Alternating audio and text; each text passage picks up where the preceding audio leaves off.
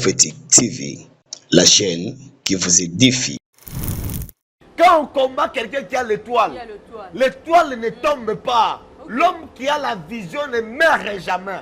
Mais il y aura des victimes qui mourront. Tango baliki komuma Jésus. Jésus a koufaté. Mais bana ya âge à Jésus ne va koufa à la place de Jésus. Quand tu as une étoile, on te combat, toi tu ne mourras pas. Il y aura des victimes, mais pas toi. C'est la jalousie. Oh, et ça, la kabatu mosusu va résister à la bénédiction moninga. Ok, Dieu ne peut pas bénir tout le monde au même instant. Amen. Il y a un temps pour toutes choses. Comme Prophétique TV. C'est le temps de Prophétique TV. Batouala na Prophétique TV. Faiblesse sexuelle na yo wana ndeza à la base. Quand moi si na bande vous a satisfait abandé kobimana leki na yo. Quoi? Prophétique TV, la chaîne qui vous édifie. Voilà, trop heureuse de vous retrouver tous branchés à ce moment, très chers téléspectateurs. Vous êtes vraiment connectés de partout. Merci vraiment de partager cet instant précieux avec vous. Je vous aime tellement. Restez toujours branchés pour ne rien rater sur votre chaîne Prophétique TV. Donc, restez toujours branchés pour ne rien rater, pour que vous allez bénir, pour que Lola et Fongamela, de Kolo, les Fongamela côté Nini. En tout cas, vous allez avoir la banane Zambé, surtout la béni vraiment. Vous allez connecter, brancher, et surtout ceux qui ont s'abonner dans nous. En tout cas, abonne-toi. Si c'est la première fois de nous suivre, si c'est la première fois d'être connecté en direct sur votre chaîne Prophétique TV, en tout cas, abonne-toi, commentez, vous pouvez mettre le j'aime. En tout cas, ça sera vraiment une bonne chose pour nous et pour vous. Merci à toute mon équipe technique. Là, je vois Jacques Pongo qui est derrière la caméra et pourquoi pas aussi à Becker B13 pour la réalisation. Merci à vous parce que vous ne cessez jamais de nous accompagner. Donc, ça a vraiment force. Il y a Prophétique TV pour que Mata toujours dans le Nzambe. Yo mutoye bina nous adresse bien aimé, adresse Ezali Bongo, avenue Souvenir numéro 133. Et alors, si on commis directement dans Wenzea Selembaou, donc on a gauche na yo ezawana Wenzea Tamaki, otuni avenue Souvenir numéro 133, on a affiche lui libanda. On a bakomi prophète Sam et pour le prophète Sam, on a bakomi église la restauration par Jésus-Christ.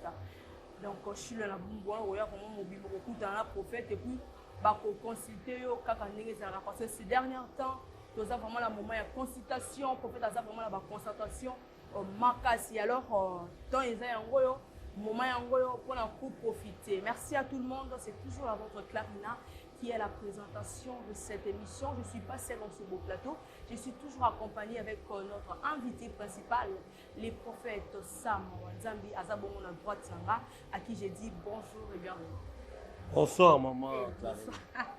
Bonne santé prophète. Nzambazo batela. Ah, l'eau les eaux fungola mais la biso. Vraiment. Le ciel est ouvert. Il faut amener la paix encore prophète. Amen. Vraiment. Pour que tu démarres dans le Singato Samina. Yahweh na makoki nyoso to tie émission na maboko na yo tikatelo le fungwama lobi konemi monisa batu na ba mona yo na kombo na Yesu. Amen. Amen. Yo mtoza wana en tout cas pour rater vraiment moment oté parce que ça moment où il y a bénédiction, moment où il y a guérison, yo mtoza na ba problème, je suis avec le prophète Sam. En tout cas, zala wana pour que yo pozo parler na yo parce que ngape awa na pozo parler na ngai prophète Sam. Le plaisir d'avoir au annonce, ça fait longtemps, on a partagé sur mon plateau. Je me retrouve solo parce qu'il y a d'autres personnes, élévation et abattu. Et dérangeant. Je ne sais pas, parce que dit la bénédiction de Dieu vient, la bénédiction vient de l'éternel. Mais pourquoi la bénédiction est abattue et dérangeant? Omoni Namukili Ezakana des esprits. Ok. Il y a l'esprit du diable et l'esprit de Dieu. Là où il y a l'esprit de Dieu, il y a l'amour. L'amour, ok. Et là où il y a l'esprit du diable, malgré on prononce Dieu, il y a la haine. Ok. Oui, Satan, et l'autre a trompé Mokili. A trompé Adam na Ève, c'est parce qu'il y a bien que Azaki na haine que Mouto Bakela na Misunaye a dominé et l'autre nyo soit Mokili. Je comprends bien dit. Satan azalaki na haine na mutu. Ok. Parce que après Nzambe na lola, l'ange qui suivait c'était Lucifer qui était Satan. Maintenant, tant que Nzambe akeli mutu, Nzambe apesi bunzambe na ye apesi mutu. Que akodomine nyonso asi ya mokili. Maintenant, tant que Satan a commis persécuté, amebi que na moment oyo, même nga Satan naza dominé. Qu'est-ce qu'il se pose la question? Nga na fana na Nzambe. Mikolo na mikolo. Des siècles et des siècles. Mais tala mutu bakeli na miso nanga. Aya ko dominer même moi Satan. De haine. Et ça dit jalousie. Ok. C'est la jalousie où est ça la kabatu mosusu va résister à la bénédiction moninga. Parce que Dieu ne peut pas bénir tout le monde au même instant. Amen. Il y a un temps pour toutes choses. Ok. Comme Prophétique TV. C'est le temps de Prophétique TV. Batouala Prophétique TV. À un certain moment, il y aura une autre chaîne qui va venir avec un autre vent. Batouala la chaîne Ouana. Donc, le moment où il y a Kozana, Batouala tellement dessus, il y aura pouvoir vous dire ça Prophétique TV. Batouala tellement. Et vous allez voir ça un jour. Batouala tellement. Il y a des gens qui peuvent parler mal des prophètes Samuel pour qu'ils étouffer Prophétique TV. C'est ce qu'on appelle la jalousie. La jalousie, c'est la semence du diable, la haine. Ok. Na vie, ceux qui ont dit qu'on pas moi, c'est pela na lipamboli à moninga, tu seras béni. Ce qui amène la sorcellerie en Afrique, c'est la haine. Mais non, je ne sais pas qu'est-ce qui attire vraiment la jalousie parce qu'au moment où nous allons monter, bon, peut-être à Zouaka par exemple, à partager à Ranayo. Bien, un problème. Il y a ce qu'on appelle, en dehors de la jalousie, il y a ce qu'on appelle l'envie. Ok. Nazala loko la ye. Asomba mutuka. Ngape na soma mutuka. Ok. Azwaki ndako. Ngape na zwandako. Est-ce que tu veux faire ça? Tu as les entrées comme celui qui a des entrées. Très bien. Mais comme il te trouve, il n'y a pas l'envie. Maintenant, mutuka ni quand c'est là mabe. Demandez mutuka dire ah bon on a ça qui sinon, c'est jalousie complexe voilà. Même jalousie ni envie. Zorman. Ah, mutuana, asa aventurier. Non, aventurier ningeni. Tu vois? Quand tu étais à côté de lui, il n'était pas aventurier. Okay. Mais aujourd'hui, au milieu de Méninae, on commet aventurier. Non, c'est la jalousie. Mais il y a aussi des conséquences dans ma situation. Bon, il y a de tels gens ne vont pas loin. Ok. Bako percer mon cœur, bakiti. Babundi saka mutu te azana étoile. La bénédiction c'est une étoile bien-aimée. Mutu azana étoile ata bundi c'est na Kinshasa. Akokende na Matadi. Akosala kombo na ye. Akokende Brazza batu bakolinga ye na au contraire na oyo bino molaka. C'est biblique. Joseph bandekole babundisi ye, bandekole propre. Babundisi ye. Mais tango abimi esika wana, akei na mboka mosusu, akomi premier ministre. Babundisaka muto étoile te. Soki obundisi muto étoile, ozomatisa ye. Ok. Bongo. C'est la raison pour laquelle, tant aux autres combat spirituel, ne soyez pas fragile. C'est pas la cas. On a la raison. Bakolobanga mabe. Oh. C'est la discipline. Ah bon? Il y a des temps où il va se préparer. Oh, je vous dis très bien. C'est fini. On est là, et aux amis, oh, c'est un montage. Oh, c'est un boyer. C'est un boyer. Asalaka boyer. Asalaka. Il y a de ces gens-là, qui ont une vie privée. Oh. Et là, Asalaka boyer. Tout ça, c'est parce qu'ils ont vu une étoile éclairée. Amen. Une étoile éclairée. Imaginez. Hérode a il y a un roi qui vient de naître. Bébé auti kozala akolaka azalaka roi lokola yeza lelote mais Hérode azui mokano ya kotinda batu babuma Jésus. Et écoutez, et quand on combat quelqu'un qui a l'étoile, l'étoile ne tombe pas. Mais il y aura des victimes qui mourront. Oh, comment ça? Oh, c'est fort, hein? Je te dis, quand on combat quelqu'un qui a l'étoile, l'étoile ne tombe pas. L'homme qui a la vision ne meurt jamais. Mais il y aura des victimes qui mourront. Tant qu'on va dire comme Jésus, Jésus a coupé. Mais bon âge à Jésus, ne va couper à la place de Jésus. Quand tu as une étoile, on te combat, toi tu ne mourras pas. Il y aura des victimes, mais pas toi. C'est fort, hein? C'est ça. Que ça vous bénisse à ma Clarina. Amen, prophète. Mais prophète, aux autres côtés, déjà, parce que dans un moment, c'est déjà un moment prophétique. On doit consulter tout ça là.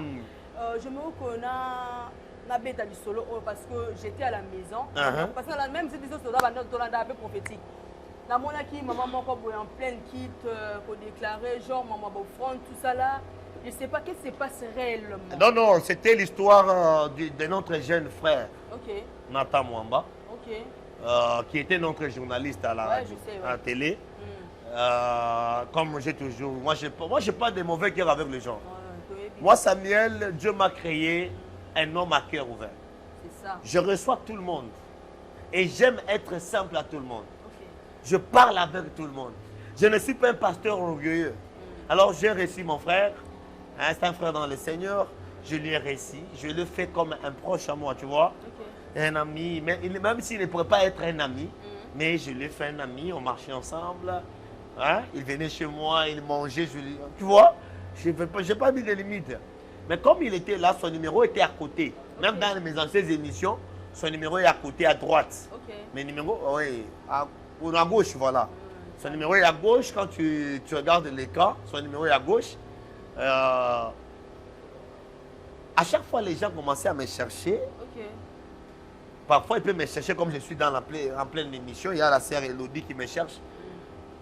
Je ne décroche pas. Peut-être que je suis stressé. Peut-être que je suis fatigué. Peut-être que je suis animé, j'ai aussi des problèmes, tu vois. Des problèmes aussi. Maintenant, Bako Lukanga, Bazangi, Baluki longtemps. Non, papa, tu as un problème, tu ne pas prophète. Première fois à Saliango, deuxième fois, il dit non. Quand tu le reçois, tu lui dis qu'il vient chez moi, je consulte les gens. Maintenant, spirituellement, j'ai commencé à recevoir des persécutions. Une maman qui m'a appelé. Oh papa, Natina qui offrande nanga. L'argent, tout ça là. Ah, offrande, oui. Oh, je vois. Oh, j'ai pu offrande. Et tu as déjà prié pour moi 2 fois, 3 fois. Oh, nga? Oui, non. Gâté. Quand Tolandi Boye, on a découvert que c'est le frère Nathan qui commençait à se faire prophète Samuel. Comment ça? Oui, il commençait à se faire prophète Samuel. C'est ça le problème. C'est ça le problème qu'on lui a réussi sur notre chaîne. Parce qu'il commençait à se faire prophète Samuel. Donc il y avait déjà 2 prophètes. Donc, 2 Samuel. Un Samuel, voilà. Donc tant qu'on a eu, alors papa me ok c'est là mon qui est transport. À 5 transport, tu transport na yi. Aller transport na yi, na yi. Après certain moment, au Bengel Isusu, a dit oui, allô maman, c'est le prophète Samuel. Et maintenant, il y avait beaucoup de gens, des victimes. J'étais en Afrique du Sud. On m'appelait, maman Germaine m'appelait, beaucoup de gens m'appelaient. Oh papa Totindi, Nathalie Bouy Nathan.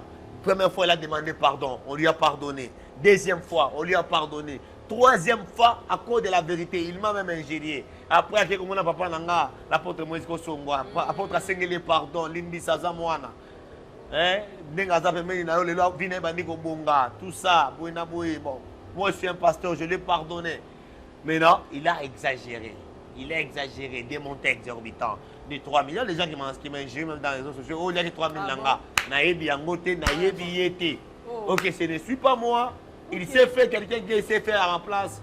Alors, Naïbi, comment on a évolué? Je lui ai arrêté. Et je lui ai dit, Mbongo Siolier et Koki ne touche pas.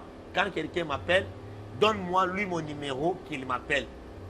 Mais il y a déjà un numéro qui est affiché. Non, tu vois, il peut m'appeler, il ne me retrouve pas. Il cherche les journalistes, c'est normal. C'est que le problème, mais ça peut pas faire simple. Peut-être qu'ils ont dit Yamba Touté. Non, non, Nayamba Kaba. On est en pleine émission, tu vois les appels. Nakate émission Nayamba. Non. Et puis des Menarati. Et puis, dans la conception, il y a de ces gens-là que j'ai découvert.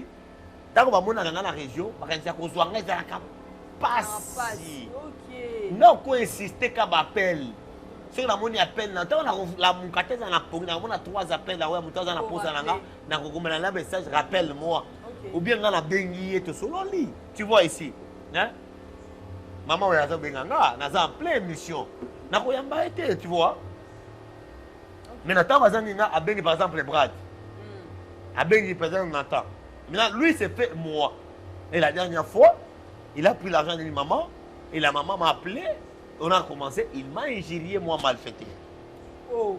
Oui, les frères m'ont injurié, moi. Grave. Je suis malfaiteur. Je me demandais pourquoi. Parce que tu as pris l'argent de moi. En quoi? Parce que je t'ai rapproché. Alors, quand j'ai démenti, il faut que je démentis ça. Que les gens sachent que. Avec son ami sauté, qu'on lukaye te pose on a la caméra pour tu vois hémorragie parce que il y a faut hémorragie on a kata maman on a dimanche au bokotie image botie image bolanda au bozolanda wana elle est venue réclamer son $300 en plein kill soit disant qu'il a envoyé chez moi. Et quand j'ai entré la maman commençait à m'injurer dans son cœur. Il commençait à m'injurer dans son cœur. Il m'injurait dans son cœur. T'as le prophète Tango. Ami mon sérieux. Mais escroc. Le prophète à Kinshasa. Il a dit ça. Écoutez ça. Voilà, je sais. Et puis après ça, quand je dis non, quand j'ai démenti, j'ai dénoncé ça sur la chaîne, la maman m'a demandé pardon quand elle a trouvé que les numéros qu'il a parlé, c'était pas moi. Il a demandé pardon. Vraiment. Tu vois, c'était ma crédibilité ça aussi. Qui était salie par un frère qui a narqué les gens. On parle la vérité, pour les il faut que nous le disions, non? Et je pense que ce que je fais, ça va créer beaucoup de choses. C'est ça aussi. Moi, je suis là. Je suis un nouveau venu à Kinshasa. Je suis là, j'attends. Dieu te fera grâce. En tout cas, de partout. Vous avez vu comment le prophète Sam il a expliqué la situation, comment ça se passe. En tout cas, arrêtez d'abord avec vos commentaires, vos problèmes, appels, tout ça là. Il a déjà expliqué. Donc, et puis, il n'a pas, je pense que le prophète Sam n'a pas de problème. Non, moi j'ai démenti. Moi j'ai démenti seulement qu'il arrête ça. Il est journaliste, il reste journaliste. Non. Très bien. Qu'il fait son boulot de journaliste. Il n'est pas prophète, il n'est pas serviteur de Dieu. Ok. Ah oui. C'est la vérité, on ne peut pas cacher la vérité. Vraiment. Malgré ça fait mal, mais c'est la vérité. Il est journaliste. Dieu va lui bénir dans le journalisme. Très bien. C'est son boulot. Et puis quand tu te fais serviteur, tu es déjà maudit par Dieu parce que Dieu ne te connaît pas. Dieu maudit, tu te maudis toi-même. La Bible dit qu'il soit maudit à celui qui dit ainsi de l'Éternel et Dieu n'a pas dit. Il est maudit, tu manques pour Dieu. Et tu vois, hein, la cupidité amène la malédiction, amène la mort. La cupidité a fait à Judas de trahir Jésus. La cupidité a fait à Judas de mourir. La cupidité a fait que Ananias et Saphira sont morts. La cupidité. Remerciez les âmes maintenant, il y a péché. Et ça la nos papas ici de Télé 50, qu'on appelle qui encore Jean-Marie Kassamba. Pardon, Jean-Marie Kassamba. Il n'a pas commencé le journalisme aujourd'hui. Il a subi des circonstances. Il a passé des moments difficiles. Mais aujourd'hui, Dieu lui a béni dans son journalisme. Donc chacun, comme Dieu t'a donné les dons du journalisme, les dons du prophétie, les dons du mécanique, les dons que Dieu t'a donné, c'est ça ta bénédiction. Chaque personne a la don, alors il faut exercer. Il faut exercer ton don avec professionnalisme. Mais quand tu commences à mélanger les choses, au fur et à mesure, tu vas redécouvrir. Tu seras moins sérieux. Donc tout ça, derrière tout ça. Je n'ai pas de problème. Je n'ai pas de problème. Non, moi j'ai arrêté. Ou bien il y a une date. Parce que c'est moi-même qui payais la maison pour elle. C'est moi-même qui faisais tout. Alors, je serais donné quand même. On tient compte du temps, dans un moment de consultation. Ouais. Il y a des gens qui sont là, bah, on a besoin pour consulter, bah, on va mettre en pleine émission. Je ne sais pas si on a permission, parce que toujours une permission. Sur le lobby TT, sur le lobby, oui, je ne sais pas si on peut le recevoir. On peut les recevoir, c'est bon. Voilà, Jacques Pongo, je me retrouve recevoir Batoubaye pour se faire consulter. Et pas prophète ça, mais puis on va se retrouver tout juste après. De retour sur ce plateau, les abonnés de Prophétique TV, je suis toujours avec le prophète Sam Wanzambi. Prophète Sam Wanzambi, pour clôturer, je sais que Batoubaye est déjà bon avec la situation, je ne sais pas. Solution à Batouana et Zani, parce que moi, je dis que... Non, solution à Moko, Batouana, Bami, Baboukara Moutemate. Je suis là. Moi, je ne sers pas Dieu à cause de l'argent. Premièrement, à servir Dieu, c'est mon esclavagisme. Je me suis consacré à servir Dieu. Avant que les gens me donnent l'argent, j'ai commencé à servir Dieu.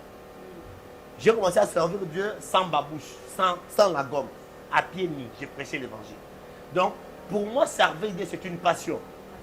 Vous comprenez un peu ça? Tout le monde qui s'est retrouvé dans cette merde, il peut m'appeler sur le plus 243 81 26 20 680. Le plus 243 81 26 20 680. Il m'appelle, il m'explique. Il montre les récits qu'il a envoyé l'argent. Et moi, je vais continuer à faire le service. C'est moi le pasteur. Je vais prier pour lui.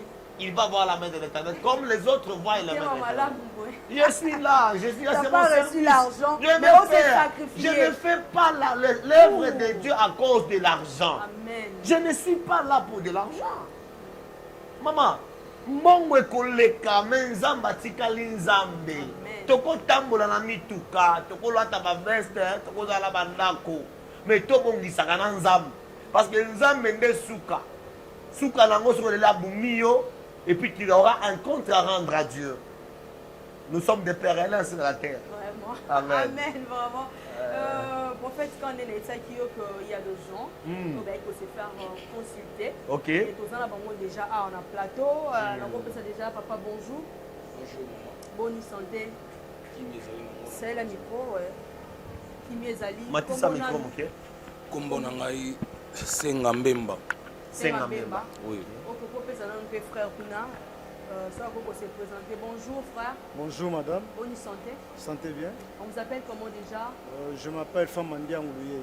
Famandi Angouye. Soyez les bienvenus. Merci beaucoup. Et papa, merci beaucoup. Nous sommes en direct. Vous avez besoin de mon prophète. Le prophète est là. Les problèmes sont là. Le prophète est là.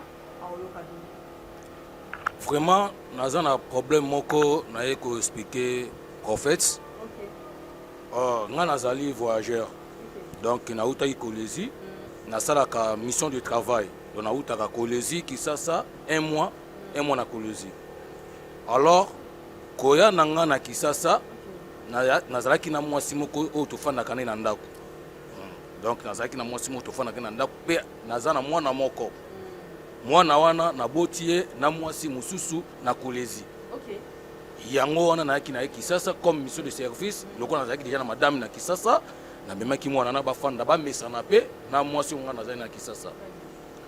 Bon, tofanda kananda kuna petit frère na ngai, tofanda kananda kuna ye. Nga na bimaka tout le temps dans le voyage, na bikeye a protéger déjà libota, mwasi mwana na ye moko parce que nazwaka bango tout en charge. Bon, nazalaki surpris ndenge na uti voyage. Kwa nanga na ye nazwaki mbongo na pesi mwasi nanga na yebisi na kofanda fanda bona Kisasa au problème zwa fond oyo comme ça au banda ko tourner au kendaka ba Chine au kendaka Afrique du Sud et de partout au kendaka sur la commerce parce que ils ala payer moi kilo moko bona famille. Voilà.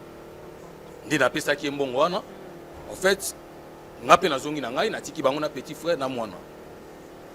Moi c'est pas bandi ba démarche na ye ko voyager. Oui.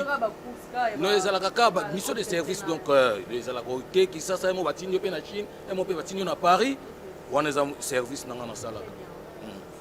Nesiko arrivé dans la Kisasa, ils ont constaté que non, natikaki mwasi mwana pe na petit frère nanga mais naye ko comprendre que nakomi na kati ya ndako nayoki son ya madame te nayoki pe son ya mwana te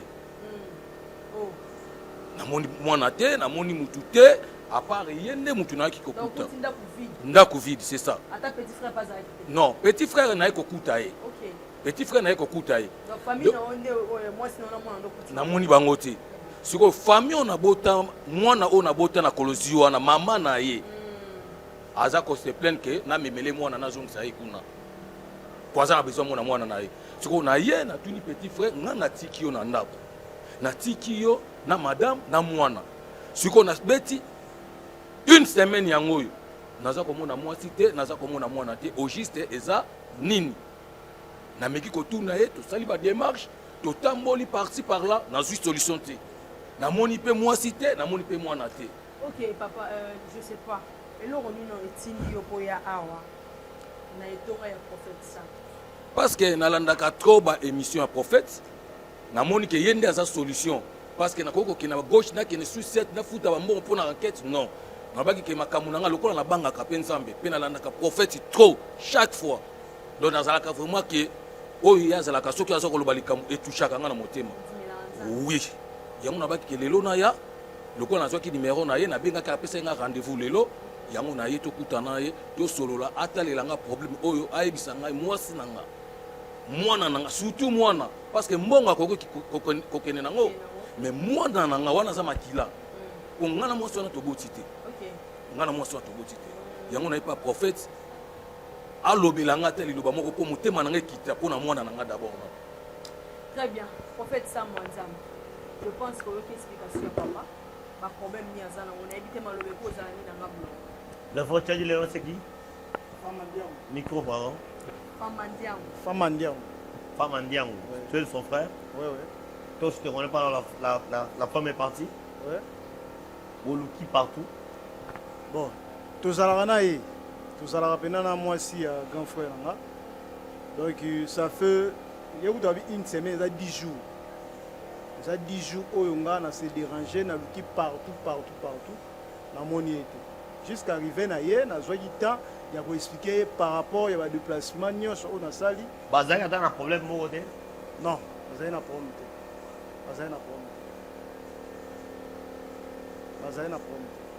Ok. Na yebité ce problème na bango pour. Papa, vous avez un problème à moi c'est non? Non, problème les acquittés. Hein? Problème les acquittés prophète. Problème les acquittés. OK. Donc on est là. Problème les acquittés prophète. Que le ciel soit ouvert, Seigneur. Opambo la libota na yo ba mona likamo na yo. Na pokwa lelo na kombo na Yesu. Amen. Amen. Aïe. Ya passe. Moi si naza awa. Moi si naza na Afrique du Sud. Na Cape Town. Prophète? Oui. Ati ko sala nini? Non, moi si naza na Afrique du Sud na Cape Town. Et loko et sali que moi si na kimi eza ko banga. Calme-toi. Et loko et sali moi si na kimi eza ko banga. Moi si na me retrouver azana zemio eza ya yote.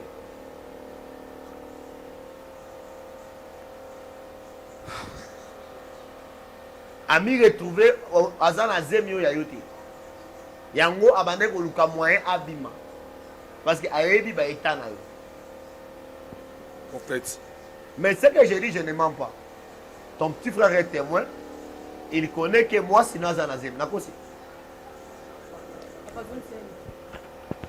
Ngana ozala témoin, moi si naza na zemi na ozala témoin comment? Moi si naza na zemi, ngana fandaka na ye, ba déplacement na salaka, ba mouvement salaka, ngala oyeba te na ozala témoin comment que azana. Maintenant le micro ba yo ka bien. Nalobi ke moi si na ye, ngana ozala témoin comment que azana zemi. To ndenge ya bimaka. Akoko bima atiki ngana mutuka ki asali ba chana ye, est ngana ozala je ne sais pas témoin comment que moi si naza na zemi, ngana ozala témoin. Mais il y a moi si à grand frère na yo, vous savez qui teste ensemble la zemi. Ngana kenda ko tika na hôpital. Il y a hôpital, il y a Masuba Nanda. Mais il y a des gens comme ça. Mais oh, vous avez évité ce que vous avez dit. Yo moko bi ayebi saki, yo moko ayebi saki en hôpital. Non, prophète. Aza muto fa na ndako. Abi nanga zo senti ba malaise moko boye. Est-ce que basala ka test on ndenge ni. Ngana za ki obi na yeda ki ye kaka. Yeda ki ye n'expliquer ye ba somba ka ni mwana ba teka na mu. Mais oyebi esika le mwana ya na aza pourquoi on l'a fait? Dans place azate. Ayebi esika mwana ozo lukaza. Mwana ozo luka bakenda ye akende kotika ye ndakende kotika mwana wana epa ya leki ya mwasi na yo Emily Fa. Donc mais yo kana tika nanu tika donc yo ye bakate ke ndeko na yo yo oza na problème na nzoto na yo ya faiblesse sexuelle hein Fais micro. Tu as un problème à faiblesse sexuelle. Oui, prophète, c'est un lobby vraiment. Problème faiblesse sexuelle, on a déjà à la base. Quand moi, si nous avons satisfait, abandonné Kobimana Leki Nayo. Quoi? Papa, calme-toi, déjà, prophète. Tous dans le plateau, calmez-toi. Calmez-vous. Calmez-vous. Non, prophète. Non, non. Il y a Zawana, abandonné Kobimana Mwasi Nayo. Qui n'a nenge à Juizemi. Ndebazi compromis bakima. Calme-toi s'il vous plaît. Prophète non. Fa. Est-ce que yo ozo kosa? Est-ce que ngana ozo kosa? Fanda papa fanda. Est-ce que ngana ozo kosa? Ye na mwasi na babimaka. Papa, mwasi na za tatouage à faire la libélé. Oui, prophète, c'est ça bongo. Ye wana ba opéra était hernie. Oui, prophète, c'est ça bongo. Nabimi sambongo prophète. Na yebi yango ndenge ni. Ye abimaka na mwasi na yo. Kokima ya mwasi na yo na ndako eza complot na bango. Mbongo na yo soki bakende nango bakende za la vie en Afrique du Sud. Ah. Prophète. Oh. Calme-toi oza mobali. Ndenge bozobima awa bokende pa Emily. Bokende pa Emily na ma campagne. Mwana raza wana. Aza kuna babloka ye kuna bimaka te pour que ye abima baye kozongisela o mwana. Ah! Mais so lo ba vérité epande ndeko na yo. Osali erreur lo ba vérité. Fa. Fa. Papa, si vous plaît, non, maman, non. Je suis émotionné, maman. Donc, tension m'a dit pour... Calme-toi, la vérité. Solo la vérité, pas de qu'on a un thème mobile, il n'y a pas de vérité. Et ça, il y a un salaki. Nazo Kosate. Nazo Kosate. Si tu as à dire, au gros, papa.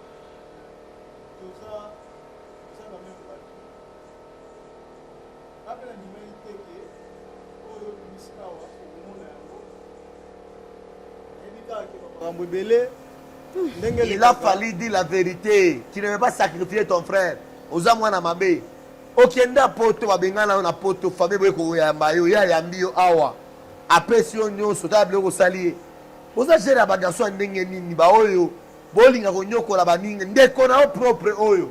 Atikeli yo mwasi na ye. Yo lali na mwasi na ye. O sente mwasi na ye. C'est ça la sens. Prophète, ezala qui consentement. Commis justifié, le pardon c'est la meilleure des choses. Amen. Ne loko ezomu mabato, ça l'erreur na vie, qui t'a nassé na pardon.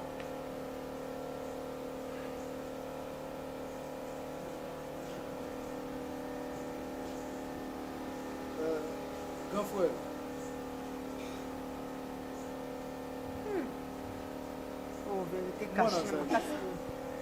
Moi Nazali, les prophètes Alobi, ils solo, ils n'ont pas tenté Gili, moi Nazali. Mais Madame Lissinde Asa Awaki, effectivement, elle est en Afrique d'ici. Mais pourquoi on est ici à Kamounion Sode? Bon, on a 10 jours. On s'est voyagé Coca, on a en Afrique d'ici. Azok en Afrique d'ici samedi, non? samedi wana azolanda nde mwasi na basi bazwi ndako tu mwasi aya na yo okosunga na ye wapi basi basili na Kinshasa basi ebele na Kinshasa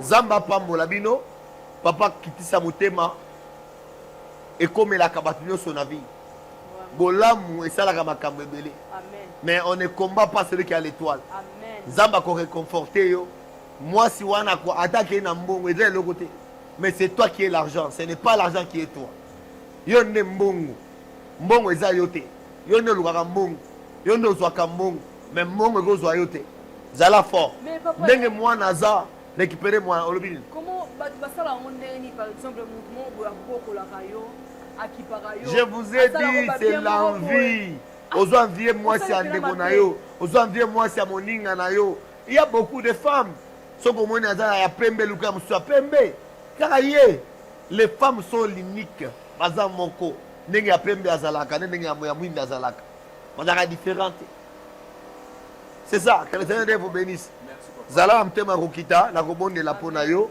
Nzamba kosunga yo récupérer mwana na yo koyebisa mwasi na leko moko te. Mon numéro est le plus 243 81 26 20 680. C'est ça mon numéro de téléphone. Chaque jeudi, nous avons la consultation prophétique à culte à prière de 8h à 18h et chaque dimanche de 8h à 14h. Si tous ces jeudis, partout où vous me suivez, boya ebele, botina bandeko na bino ebele, nzamba la pambola bino. Shalom. Prier avant Nzamba lola na pamboli libota na yo, tika telo le fungola mena bango na kombo na Yesu. Amen. Merci journaliste. Voilà, merci beaucoup prophète Sam. Merci à tous nos abonnés en tout cas pour rater le moment où tu as ma consultation parce que il y a des choses cachées. Donc vous allez avoir vraiment ébélé pour que vous allez connecter. On a que vous bénédiction à bien zangaté. Ma femme se dit qu'il y a que batama et bien la coller les bandeko. En tout cas moment où il y a que profiter. Aux anandaku, aux awapi, aux anamboka libanda, aux lundi prophète en direct. Les numéros est là. En tout cas au bengi pour que vous allez consulter et que ça la vraiment bien. Toujours na ngolu en colo. Merci à toi Jacques pour qui était derrière la caméra et sans oublier aussi à Becker B13 pour cette très belle réalisation comme d'habitude. Continuez toujours de vous abonner. Il y a un meilleur de choses à faire, c'est ça. Vous s'abonner, vous commenter, vous liker. C'est une façon aussi, il y a pour pas mola. Musala ya Nzambe, tout pour accompagner Musala ya Nzambe. La vidéo que vous avez sur abonner à Prophétique TV. Et Tonga et Zabongo na avenue Souvenir numéro 133. Donc ce qu'on communique là où on c'est le bas na gauche on zatama que zawana autour avenue Souvenir numéro 133 au communion on a portail à guise affiche za banda ma commis prophète Sam zawana on a numéro 133 numéro 133 au communion on se faire consulter les prophètes Sam zawana azo consulter azo yamba on peut le manope belete aux ali au commis peut béni aux IP solution à problème là donc merci, c'était là votre Clarina qui était vraiment à la présentation de cette belle émission du début jusqu'à la fin que nous aime tellement. Au revoir. Fa ah tout ça et pas mon seul Nzambe. Papa, merci. Ah, papa, awa, papa, s'il vous plaît, hein, parce que awa, oye manga Nzambe. Non, laisse-moi. Non. Prophétique TV, la chaîne qui vous édifie.